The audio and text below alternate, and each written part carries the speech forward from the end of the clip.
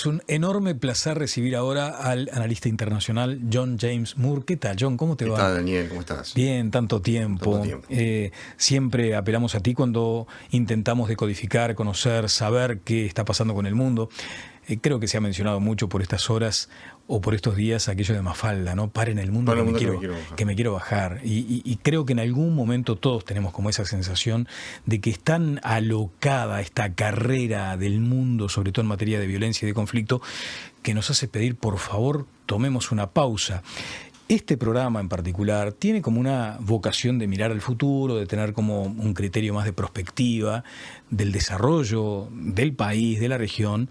En consecuencia, uno dice, bueno, ¿y este tema cómo encaja acá? Y bueno, yo creo que encaja porque si al mundo le va mal o tiene estas convulsiones extraordinarias, en algún momento termina impactando aún en la mejor voluntad de los países de desarrollarse. Estamos ante una circunstancia complicada. Exactamente, muy complicada y muy incierta.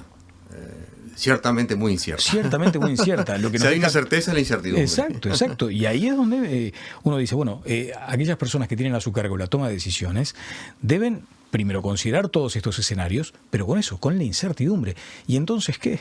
Exactamente. Hay una cosa muy interesante, Daniel, hablando de las incertidumbres y la planificación y la toma de decisiones. Yo enseño geopolítica en la Universidad de Montevideo en la maestría de Comercio Internacional. Y hay una parte de ese curso que es justamente evaluación de riesgos geopolíticos y riesgos políticos. Hace 4 años atrás, si uno googleaba el término de riesgo, estaba muy limitado al riesgo financiero, a los riesgos característicos, los riesgos reputacionales de las empresas, por ejemplo. El riesgo geopolítico, el político era un poco la cenicienta, estaban ahí, pero no era una cosa realmente importante, urgente. Si uno googlea ahora, el término de por sí geopolítica está por todos lados. Claro. Y esto obviamente está haciendo que las empresas, en primer lugar, empiecen a concientizarse de que la planificación estratégica, que la toma de decisiones si voy a invertir en este país, voy a invertir en esta región, voy a exportar este mercado, voy a importar este mercado de insumos estratégicos, tiene que ser evaluada con otras variables muy distintas. Me imagino además por dónde va, John, porque en definitiva, creo que en algún momento me lo has mencionado, todos ocupamos mucha tinta en artículos eternos sobre ese concepto de la globalización. Exactamente. Y es probable que ahora estemos a la inversa en un proceso de desglobalización. Correcto, sí. Estamos hablando de un proceso de desglobalización producto quizás de 2 o 3 factores principales. El primero de todos es, ya de por sí, a partir del 2008-2009, se empieza a instalar un enrarecimiento entre las relaciones entre Estados Unidos y China. Allí hay un cambio en la perspectiva que ambas potencias se tienen una de la otra. Hay un cambio de gobiernos. Asume Barack Obama en el 2008, ingresa el gobierno Barack Obama en medio de lo peor de la crisis financiera que estalla en Estados Unidos y las derivaciones que eso tiene en el resto del mundo en los sucesivos 2 años que siguen después. Y ahí también hay un cambio de guardia que ya estaba en curso, que antecede a la llegada de Xi Jinping, que era Hu Jintao, quien ya empieza a cambiar el discurso de la visión del rol de China en el mundo y ya empieza a verse esa China en un ascenso cada vez más firme como una superpotencia para empezar a competir y a ser un rival y hasta un adversario de Estados Unidos. Y eso es advertido por Barack Obama y por eso Barack Obama instala la estrategia del pivote en Asia para empezar a instalar allí, con la presencia de Estados Unidos a nivel militar, a nivel geopolítico, una señal clara de contención hacia ese avance de China sobre una región estratégica para Estados Unidos y para Occidente. Y eso ya es un proceso que empieza a agudizarse, se empieza a ser más intenso y más visible con la asunción al poder de Xi Jinping en el 2012, con un discurso ya abiertamente desafiante al orden establecido, al orden mundial establecido. En el medio de esta circunstancia aparece Trump, que también agregó elementos, si se quiere, de tensión. Exacto. Donald Trump lo que hace respecto a Barack Obama es que lleva el discurso y a la estrategia a algo muy concreto que es la guerra tarifaria. Es decir, le declara la guerra a China en algo medular, en las relaciones que tiene China y Estados Unidos, que son las tarifas, el intercambio comercial. Claro. Y esa guerra de tarifas permanece hasta el día de hoy. Es quizás el primer paso del cual después Joe Biden, ya asumido en el gobierno, lo intensifica, lo lleva a una segunda instancia, que es empezar a controlar y a restringir el flujo de bienes estratégicos para Estados Unidos respecto a lo que es la capacidad que tiene China de acceder, de adquirir esos recursos para su propio desarrollo tecnológico. Y eso es una dinámica que está instalada hoy. Mientras hablamos, ya es abierta, ya manifiesta, se habla de un proceso de desacople entre estas 2 grandes economías. Y eso apunta a la desglobalización. ¿Por qué? Porque en eso también se va la toma de decisiones de empresas de Occidente a decir, si Estados Unidos está tomando estas decisiones y hay presiones de Estados Unidos a sus aliados respecto a no seguir en este nivel de relaciones con China en bienes estratégicos, bueno, tenemos que tomar también los recaudos y empezar a pensar en una autonomía más grande para poder producir estos bienes. Sí, sí. Y están los alineamientos en función de las estrategias de las grandes potencias. John, después, por ejemplo, entiendo que tal vez podamos ir después ordenando en entregas sucesivas o en participaciones tuyas, en presencias tuyas, ya más foco en cuestiones bien puntuales. Pero no podemos olvidarnos de que hace prácticamente 2 años se desata esta locura con la invasión rusa a Ucrania. Correcto. Y cuando nosotros, hablo por mí, desde la ignorancia, suponíamos, como tanta gente, bueno, Rusia con el poderío enorme que tiene, y en un par de meses esto queda resuelto. Y resulta que no fue así. No fue así. Y allí está también todo lo escalonado. O sea, vamos naturalmente como en un efecto dominó, porque esto no solo no pasa, sino que muchas veces se agrava. Exactamente. El primer problema con la guerra con la invasión de Rusia a Ucrania en febrero del 2022 era que estaba de alguna manera anunciado por Putin. En la conferencia de seguridad de Múnich en el 2007, ahí Putin da un discurso al resto de las potencias ahí presentes y en forma muy clara les da a entender de que el orden mundial unipolar liderado por Estados Unidos era algo que tenía que acabarse y que teníamos que entrar en una fase de multipolaridad, que tenía que haber más potencias tomando decisiones, más potencias interviniendo, más potencias oponiéndose a las directrices o a la agenda de Estados Unidos y de Occidente. Eso fue una primera señal que Vladimir Putin ya instala en la mesa del G8, hasta ese momento era miembro del G8. Claro. 7 años más tarde, Daniel, en el 2014, Vladimir Putin lleva la primera anexión. La de Crimea. La de Crimea y lo que es el oriente, el este de Ucrania, Donetsk, estas 2 provincias, Lugansk. Esa invasión un poco no declarada, no reconocida, pero que fue una anexión. Claro. Y ese fue el segundo paso, es decir, llevó el discurso a los hechos. Esa fue una primera señal para Occidente y para Estados Unidos de que había un plan, había una agenda expansionista de Vladimir Putin para con Ucrania principalmente. ¿No se supo leer eso? No se supo leer. Porque allí inmediatamente tendría que haber habido una instancia de contención, se tendría que haber aplicado más sanciones a Rusia en ese momento, advirtiendo lo que ya probablemente en la visión de Putin, esa visión expansionista, euroasiática, de la gran Rusia, bueno, estaba considerando que justamente empezaba por Ucrania. Con guiños cómplices de China, ya absolutamente, en aquel momento. ¿Desde qué momento? Exactamente, porque en ese discurso del fin de la unipolaridad, detrás está China, totalmente alineada con esa visión de Putin. Y en el 2022, 8 años más tarde, lleva ya la etapa final de este proyecto expansionista, que es invadir abiertamente a Ucrania. Y eso hoy está presente. Parece increíble que por capas se anexa otro terrible conflicto, y es ahora la guerra declarada por Israel al grupo terrorista Hamas. Correcto. Que no a Palestina, pero sí a un grupo que domina la Franja de Gaza. Exacto. ¿Cómo estás observando lo que ha transcurrido hasta el momento, John? Con mucha preocupación. Este es un conflicto a diferencia del de Ucrania, Daniel, porque tiene varias dimensiones, y esas dimensiones son muy complejas. Mucho más complejas que la dimensión territorial o hasta la dimensión cultural o en términos de naciones que puede tener Ucrania respecto a Rusia. Ucrania y Rusia, exactamente. Este es primero un conflicto que está inserto en una dimensión religiosa. No olvidemos que esa es la zona fundacional, es la cuna de 3 grandes religiones del mundo: el Islam, el judaísmo y el cristianismo. No olvidemos que es la cuna, la sede de 2 grandes civilizaciones, la civilización musulmana y la civilización judeocristiana. Occidente pertenece a ese marco de la civilización judeocristiana. Las democracias liberales nacen de ese marco. Y esa es la primera gran dimensión que tenemos que verla con otros ojos, no con los ojos de un conflicto tradicional. Aquí no está solamente lo político y lo territorial, que sí lo está, son parte de ese conflicto, pero una dimensión muchísimo mayor y muchísimo más compleja. Esa complejidad, discúlpame que te vaya interrumpiendo, cuando a veces sería interesante escucharte más, pero esa complejidad que describí, John, es lo que hace temer por una regionalización del conflicto. Exactamente, ahí está el problema, porque esto es algo que no se circunscribe específicamente a la que es la Franja de Gaza y a Israel, o al Hamas como organización terrorista y a Israel.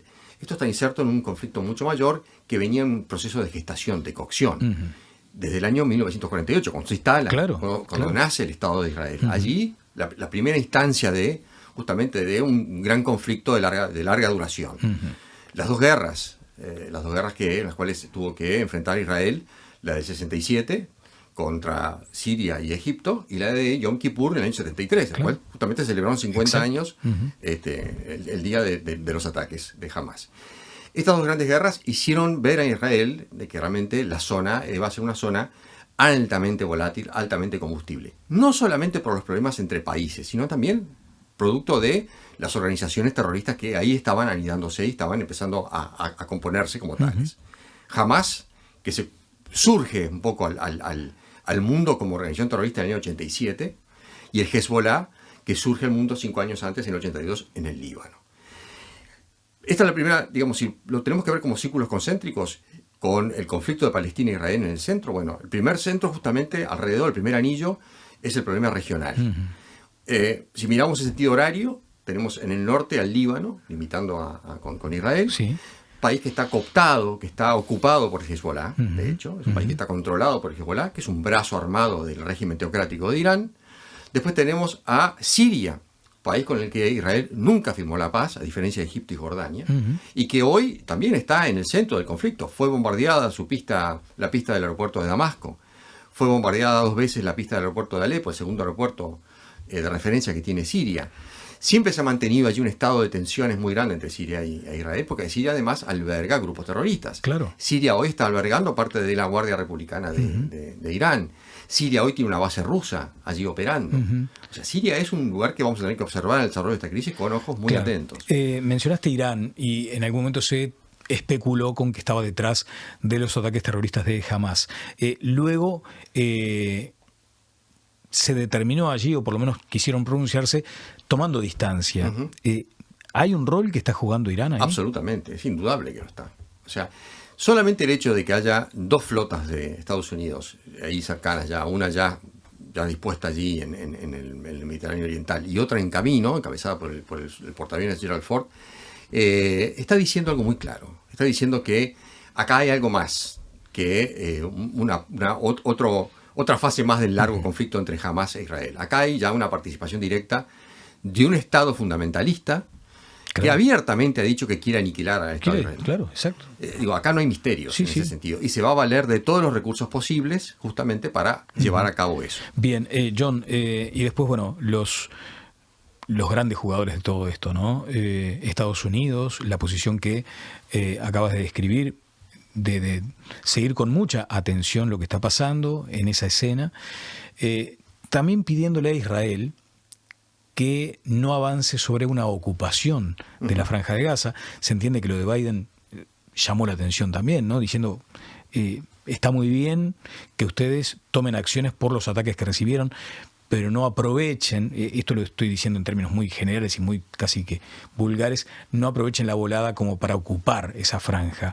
Quiere decir que Estados Unidos sigue con atención y con preocupación esto. Después está Rusia y China. ¿Cómo están jugando los tres ahí? Eso es una pregunta muy, muy importante. Mientras hablamos, Sergei Lavrov, el ministro de Relaciones Exteriores de Rusia, está en Beijing hoy, justamente como primer paso de una cumbre que van a tener Vladimir Putin y Xi Jinping próximamente. Esa cúpula puede leerse de 2 o 3 maneras. La primera es de una afirmación de las relaciones entre Rusia y de Xi Jinping y de China para justamente consolidar esta visión común que tienen ambas potencias respecto a su posición en relación a Occidente y a Estados Unidos con la cabeza de ese Occidente. O sea, se profundizaría este antagonismo bajo la luz de este conflicto en Medio Oriente. Claro. En segundo lugar, algún tipo de conversaciones de materia económica. ¿Por qué? Porque Medio Oriente, si llegara a escalar esto, como inevitablemente podría llegar a escalar, Medio Oriente es uno de los principales surtidores de petróleo para China. Rusia, que es uno de los grandes productores de petróleo y de gas del mundo, hoy al margen de los mercados formalmente, debido a las sanciones aplicadas por Estados Unidos y por la comunidad internacional, bueno, sabe que China es un gran comprador y que China no tiene ningún problema en comprarle petróleo y gas a Rusia, llegado el caso de que un barril se disparara, Daniel, a 120, 130 hasta $150 como se teme, ¿no? Entonces allí también hay un asunto económico, es decir, ya se está pensando como 2 potencias, una en guerra, la otra tratando de evitar que esta guerra en Medio Oriente le afecte sus intereses económicos, pero además porque las dos potencias quieren tener intereses allí presentes, quieren intervenir allí como contrapeso del peso que va a tener, del protagonismo que va a tener, y ya tiene Estados Unidos en la región. Entonces hay que ver allí qué toma de posiciones van a tomar, muy especialmente después de esta cumbre. Claro, claro. ¿Y qué ves para adelante, John? Y te hago la pregunta porque en su momento me decías en la televisión, cuidado que esto no va a ser breve, en referencia al conflicto entre Rusia y Ucrania. Esto va a llevar más tiempo. Y mencionaste además hasta por qué se habían dado los tiempos que había empleado Putin para la invasión. Habías hablado hasta de las condiciones climáticas imperantes en el momento. Por lo tanto, corresponde preguntarte qué ves para adelante, cuál es tu pronóstico. Y además, claro, nadie, aún queriendo, puede permanecer pasivo a esto. Por lo que decías, el alineamiento de las grandes corporaciones, de las grandes empresas, nadie puede quedar ajeno a esto. No es algo que lo veamos en la tele y ya está. Exacto. Todos estamos impactados por estas circunstancias. Por esta circunstancia y por un conjunto de puntos rojos que hay en el planeta, que de pronto no tienen tanta prensa, pero que existen y que tensionan. ¿Qué ves para adelante? Esa es una muy buena pregunta, Daniel, y no hay una respuesta clara todavía. Volviendo al conflicto de Medio Oriente como un segundo eslabón de la inestabilidad mundial, yo diría primero que vamos camino a un desorden mundial. Es decir, el orden mundial de la Guerra Fría, el orden bipolar, protagonizado y sustentado por dos grandes potencias de la época, Estados Unidos y la Unión Soviética, desapareció. Claro. Y tuvimos allí un periodo de transición. Durante la década del 90, el momento que cae el muro de Berlín, implosiona la Unión Soviética, una transición histórica en el mundo y a nivel geopolítico, y a nivel de las relaciones internacionales, a nivel económico, liderado ampliamente y en forma indiscutible por Estados Unidos. Ese breve intersticio, ese breve periodo de transición, breve en términos históricos, tiende a terminarse ahora. El ascenso de China está marcando claramente un contrapeso, con intereses marcados y muy en antagonismo con Estados Unidos. Rusia ya en guerra con su país vecino, con fines anexionistas, fines expansionistas. Ese orden mundial o esa transición post-orden bipolar tiende a desaparecer, a desintegrarse, y ingresamos en una etapa de gran incertidumbre. Es decir, si hay un desorden mundial, con las potencias en conflicto, con dos guerras ya importantes, estratégicas, en cuanto a las zonas, en cuanto a las repercusiones que tiene, bueno, ¿qué va a pasar? Si nos centramos en Medio Oriente, Daniel, una pregunta que hay que hacerse es, ¿qué pasa si esto escala? Claro. ¿Qué pasa si ya las escaramuzas que hay entre el Hezbollah e Israel en este momento ya tienden a ser un segundo frente para Israel? Y entramos a hablar de enfrentamientos directos entre Hezbollah desde el Líbano con el ejército israelí. Allí la participación de Irán, hay que tener en cuenta, puede llegar a ser muchísimo más protagónica, ya manifiesta, en materia de suministro de armamentos, en materia de un choque directo con Israel.